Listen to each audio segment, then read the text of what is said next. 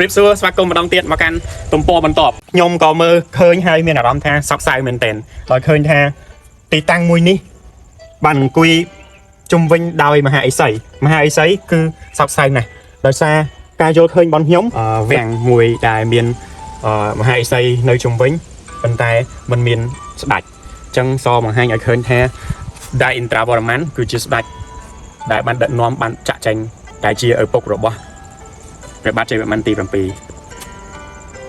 ន្តជាមួយនឹងទំព័របន្ទាប់នេះជាការចង្អុលបង្ហាញឲ្យឃើញថាជារឿងដែលត្រូវទៅបន្តឃើញទេនៅក្នុងនេះថ្មមួយដុំមែនប៉ុន្តែមានកន្លែងនេះរុញទៅបន្តអញ្ចឹង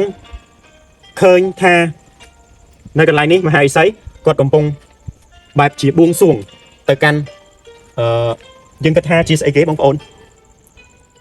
បើសិនជាគិតថាជាលីងកាប្រហែលជាมันមានភាពដែលត្រឹមត្រូវទេពីព្រោះរឿងដែលចូលដំបូងគឺការស្លាប់រួចទៅហើយអញ្ចឹងប្រកាសណាស់គឺជាភ្នូឬក៏គ្របដោយលីងកានៅពីលើហើយយើងមានអំណាងមួយចំនួនដែលមានតោនៅខាងមុខខាងនេះហើយនឹងអ្នកដែលយាមខ្លោងទ្វារចូលនៅខាងនេះគឺទាបប៉ុន្តែត្រឡប់មើលខាងនេះវិញគឺខ្ពស់មានតោដូចគ្នាអញ្ចឹងនៅបរិវេណនេះយើងមើលឃើញថាជាជាន់ទី1នៃបរិវេណនៃ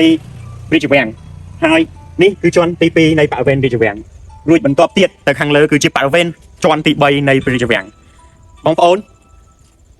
អាចផ្ដល់ជាមតិបានទេថារាជវាំងមួយណានៅក្នុងប្រទេសកម្ពុជាយើងបើសិនជានេះជារាជវាំងដែលយើងតែងតែហៅថាភូមិមានអាកាសសប្តាហ៍ថ្ងៃតើរាជវាំងបន្ទាប់នៅខាងលើជារាជវាំងឬក៏ទីតាំងមួយណានៃការសាងសង់របស់ព្រះបាទជ័យវរ្ម័នទី7សម្រាប់ដាឥន្ទ្រាវរ្ម័នដែលជាឪពុករបស់គាត់